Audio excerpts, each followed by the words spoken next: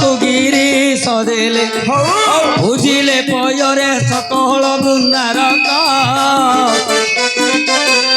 बुझिले पयरे सकल बृंदारक वेद विद्या साधनकारी विनायक बारे निरक्षजन को रख हे विनायक बारे निरक्षजन को रख।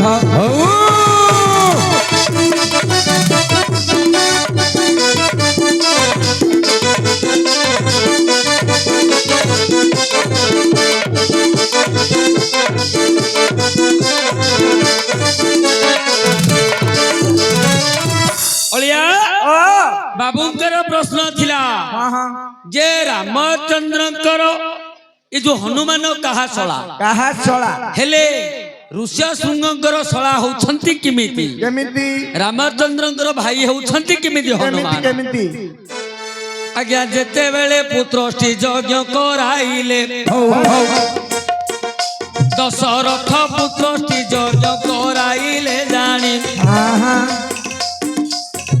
तीनी चरु उत्पन्न होइथिला पुणी ऋष्य शृंग चरु दशरथ हस्तरे ऋष्य शृंग चरु देले दशरथ हस्तरे कहिथिले पुणी राजांक कर्णरे शुण शुण राजन हे ये मोहर बाणी शुण शुण राजन हे ये मोहर बाणी यही चरु कुजे घेनी जीव पुणी यही चरु कुजे घेनी जीव पुणी तीनी रानी कर मध्य एहाकु बांटिब तीनी रानी कर मध्य चरु को बांटिब निश्चय पुत्र जनम होइब से काले दशरथ मने चिंतिले पुणी तीनी रानी को चरु बांटी देले जे आनी दुई रानी कर चरु जे रहिला आउ दुई रानी कर चरु जे रहिला सुमित्रा रानी को चरु चिन्ह घेनिला अच्छा आउ सुमित्रा रानी को चरु चिन्ह घेनिला से सुमित्रा जान मन मध्यरे करई क्रंदन उच्च स्वर रे करई क्रंदन एकाले कौशल्या मने विचारिले अच्छा एकाले कौशल्या मने विचारिले सुमित्रा पासरे प्रवेश होइले गुणलो भवनी एबे मोर बाणी किपाई क्रंदन तू करू तू जानी सेते बेले सुमित्रा बोलई वचन आउ न जन्मिब मोहर नंदन आउ न जन्मिब मोहर नंदन मोहर चरु चिल घेनी गला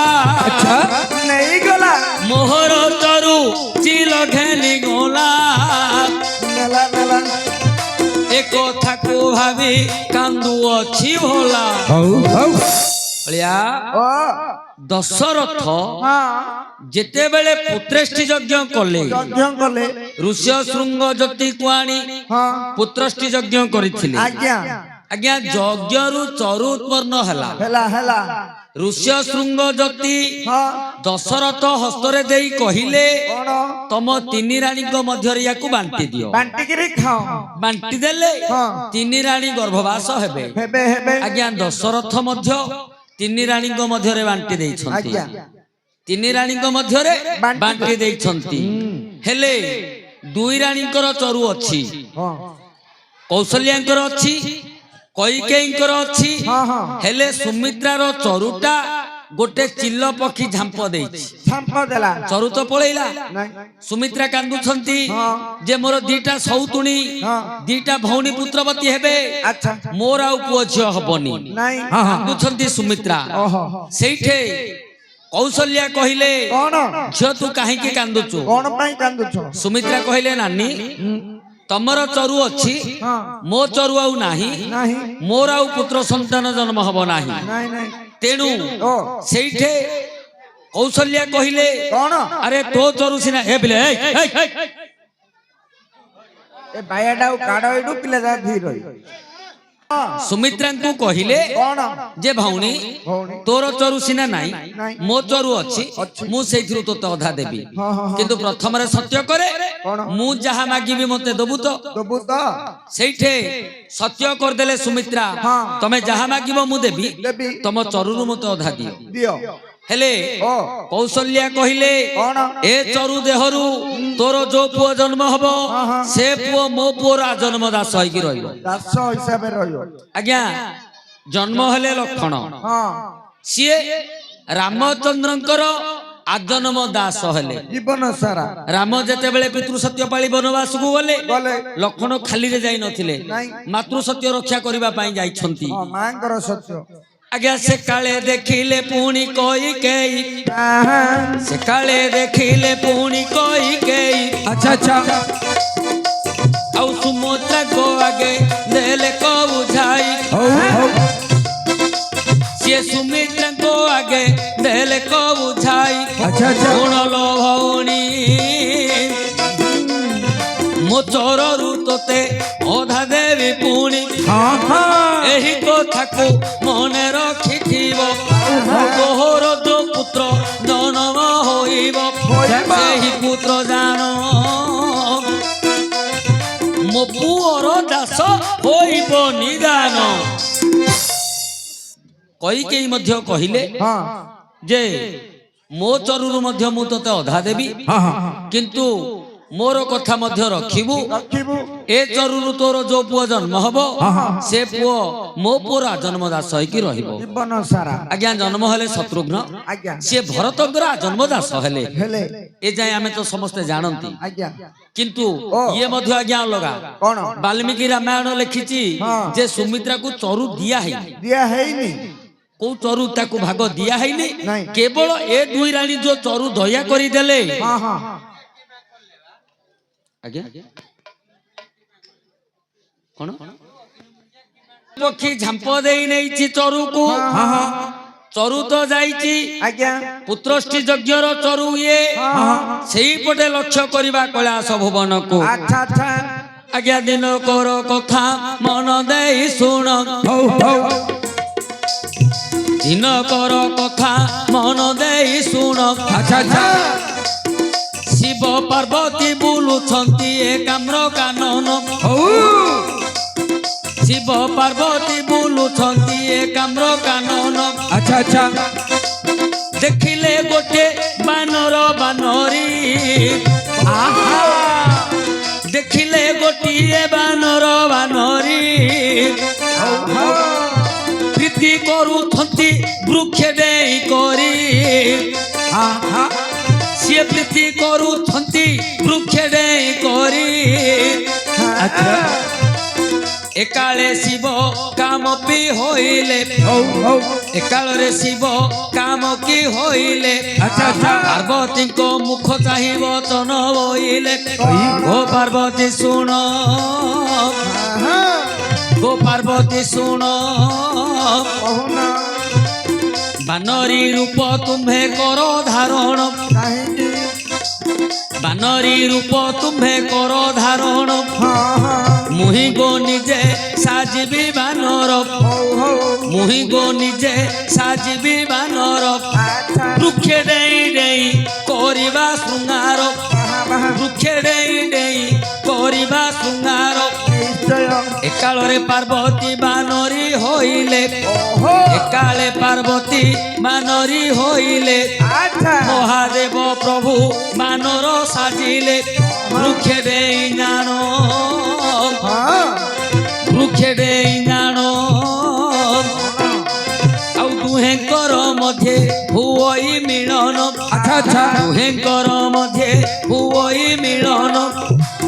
ଏକାଳେ ଶିବଙ୍କୁ ରେତ ବହି ଯେ ଗଲା ଏକାଳେ ଶିବଙ୍କୁ ରେତ ବହି ଯେ ଗଲା ତାହାଙ୍କୁ ପଞ୍ଚାନନ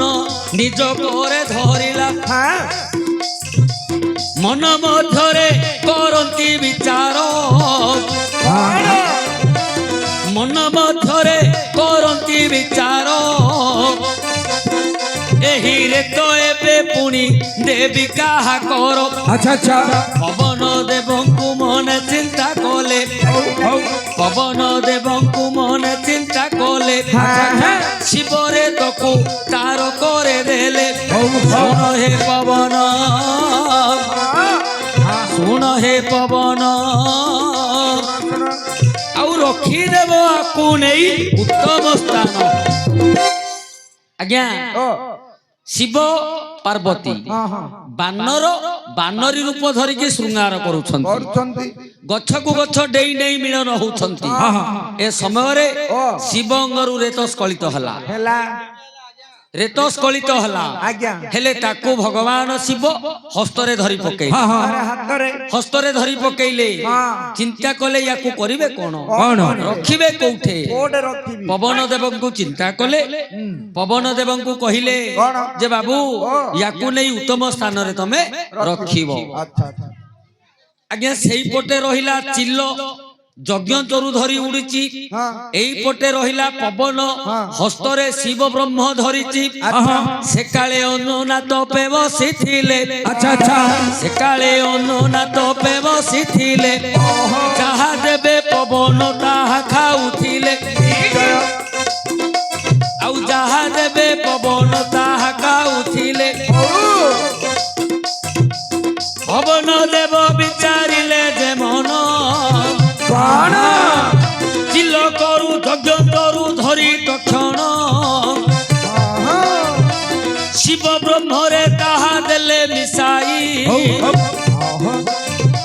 ଶିବ ବ୍ରହ୍ମରେ ତାହା ଦେଲେ ମିଶାଇ ଅଞ୍ଜନାଙ୍କ ଗର୍ଭେ ଖେପି ଦେଲେ ନେଇ ଆଜ୍ଞା ପବନ ଦେବ ଯାହା ଦେବେ ଅଞ୍ଜନା ତାହା ଖାଉଥିବେ ଅଞ୍ଜନା କାହିଁକି ତପ କରିଛନ୍ତି ନା ମା ଅହଲ୍ୟା శాପ ଦେଇଛନ୍ତି ତୋ ଯୋଗୁ ମୋ ପୁଅ ଦିଟା ବାନର ହେଇଗଲେ ମାଙ୍କଡ ହେଇଗଲେ ତୋର ମଧ୍ୟ ଯୋଉ ପୁଅ ଜନ୍ମ ହବ ସିଏ ହେଲେ ମାଙ୍କଡ ଏକା ହବ ଅଞ୍ଜନା କହିଲେ ମୁଁ ଛୁଆ ଜନ୍ମ କଲି ତ ମୋର ମାଙ୍କଡ ହବ ମୁଁ ଛୁଆ ଜନ୍ମ କରିବିନି ମୋର ମାଙ୍କଡ ହେବା ଲୋଡ଼ା ନାହିଁ ସିଏ ତପରେ ବସିଛନ୍ତି ପବନ ଯାହା ଦେବେ ସିଏ ଖାଉଛନ୍ତି ହେଲେ ପବନ ଦେବ ବ୍ରହ୍ମବୀର୍ଯ୍ୟକୁ ଧରିଲେ ଏ ଯୋଉ ଚିଲ ଧରି ଯାଇଥିଲା ସେ ଖାଇବା ପଦାର୍ଥ ନାହିଁ ପୁଡାଟି ଛାଡ଼ିଦେଲା ଯଜ୍ଞ ଚରୁ ସେ ଚରୁରେ ଶିବ ବ୍ରହ୍ମ ମିଶେଇ ଦେଲେ ପବନ ଯଜ୍ଞ ଫଳ ବୋଲି ଅଞ୍ଜନାଙ୍କ ଗର୍ଭରେ ନେଇକି ଦେଇଦେଲେ ଆଜ୍ଞା ସେଇଥିରୁ ଜନ୍ମ ହେଲେ ହନୁମାନ ଅଞ୍ଜନାଙ୍କର ଗର୍ଭରୁ ଜନ୍ମ ହେଲେ ହନୁମାନ ଏଇପଟେ ଯଦି ଲକ୍ଷ୍ୟ କରିବା ଅହଲ୍ୟାଙ୍କର శాପ ଯୋଉ ପୁଅ ଜନ୍ମ ହବ ସିଏ ମାଙ୍କଡ ମୁହଁ ହବ ହନୁମାନ ହେଇଗଲେ ମାଙ୍କଡ ସେଇପଟେ ଯଦି ଲକ୍ଷ୍ୟ କରିବା ଶିବ ବ୍ରହ୍ମ ବାନର ରୂପ ଧରିଛନ୍ତି ହନୁମାନ ଶିବ ବାନରୀ ରୂପ ଧରିଛନ୍ତି ପାର୍ବତୀ ବାନରୀ ରୂପ ହୋଇଥିବା ଯୋଗୁ ହନୁମାନ ହେଲେ ବାନର ଏଇପଟେ ଯଦି ଯଜ୍ଞଚରୁକୁ ଲକ୍ଷ୍ୟ କରିବା ଯଜ୍ଞଚରୁ ମଧ୍ୟ ଖାଇଛନ୍ତି ଯଜ୍ଞଚରୁ ଆଙ୍କେ ଖାଇକି ଯଦି ଚାରିଟା ପୁଅ ଜନ୍ମ ହେଲେ ଅଞ୍ଜନା ଖାଇଛନ୍ତି ଗୋଟେ ଜନ୍ମ ହେଲେ ରାମଚନ୍ଦ୍ରଙ୍କର ହେଇଗଲେ ଭାଇ ଏ ଲେଖାରେ ଋଷ୍ୟଶୃଙ୍ଗଙ୍କର ଶଳା ହେଲେ ହନୁମାନ ହେଲା କି ଆଜ୍ଞା ହଉ ଆଜ୍ଞା ସବୁ ଯାକ ହେଲା ବେଳକୁ ଆଉ ପୁରାଣ ଜମା ହବନି।